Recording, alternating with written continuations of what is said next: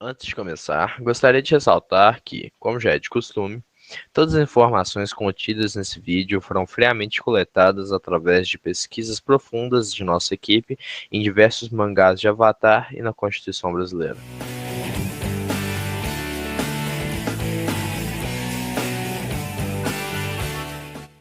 Tudo começa mais de 100 mil anos atrás, quando os Homo sapiens tentaram sair da África para tirar X1 com os Homo neandertais da Eurásia.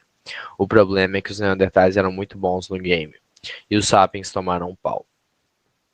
Algum tempo se passou, e depois de aproximadamente 30 mil anos, os sapiens tentaram novamente sair da África, dessa vez para o Oriente Médio. Contradizendo as expectativas, dessa vez solamos geral. Não só os neandertais, também basicamente acabamos com qualquer outro tipo de humano e ocupamos praticamente toda a extensão do globo. Provavelmente você deve estar se perguntando: por que os Homo sapiens brigaram com os neandertais e com todas as outras raças de humanos? Há, na realidade, várias respostas para essa pergunta. Se fizermos analogias com o presente, conseguimos perceber que mesmo pequenas diferenças como nacionalidade podem causar uma grande guerra. Uma outra causa pode ter sido a luta por comida, principalmente tendo em vista o período glacial da época. Mas afinal, por que nós perdemos o primeiro X1 e depois ganhamos o outro tão easy? A resposta é simples. Gregor Mendel. Digo, revolução cognitiva.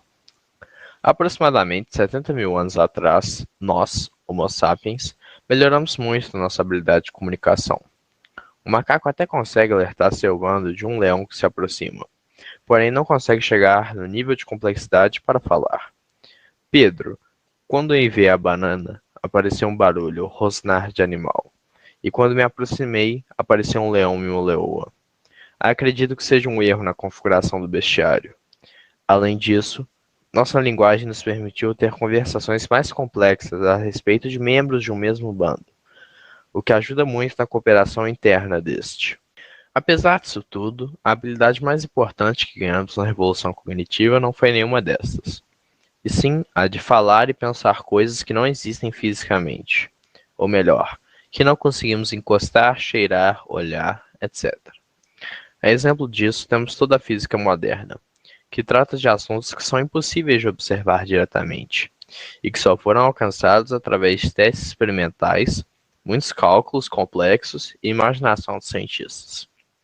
Além dessa, podemos destacar a própria religião, que justamente tem os primeiros indícios de ter começado pouco tempo depois dessa época, com estátuas de seres humanoides e alguns outros artefatos. Vale destacar que esse fato não desconsidera nem altera a veracidade de nenhuma religião.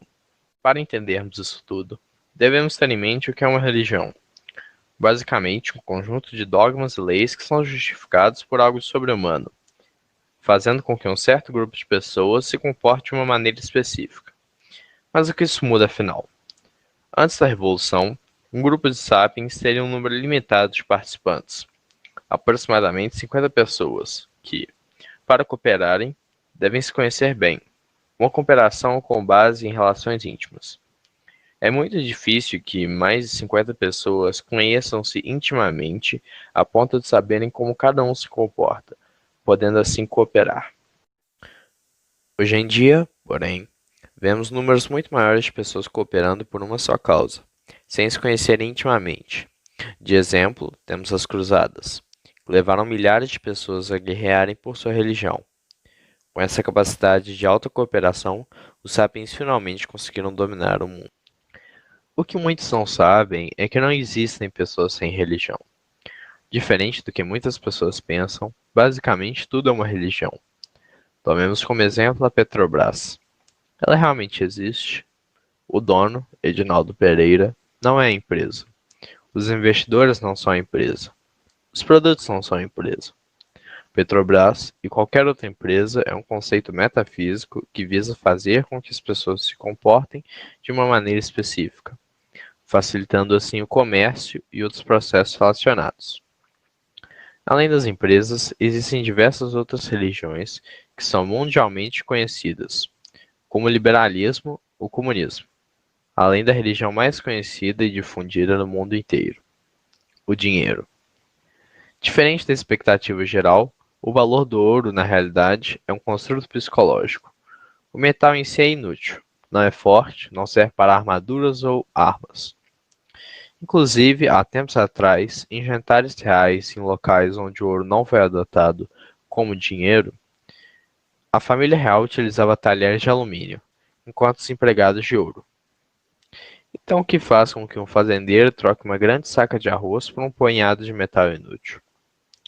Justamente a crença de que outra pessoa vai aceitar aquele punhado de metal em troca de outro produto que lhe interesse, criando um ciclo infinito de crença na crença de outras pessoas, ocasionando no modelo de comportamento que facilita o comércio.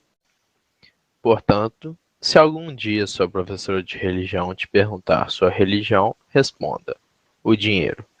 Se ela não aceitar,